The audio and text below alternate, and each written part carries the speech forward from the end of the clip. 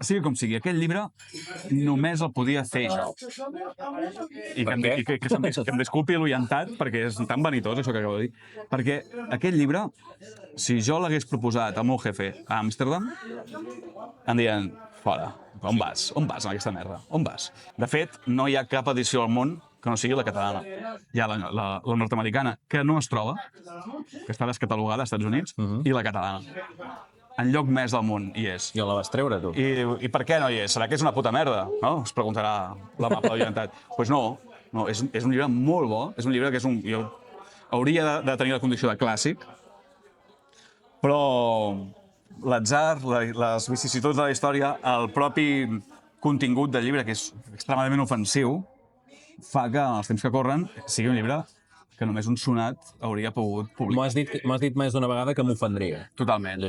És que si no t'ofens és que estàs mort per dins.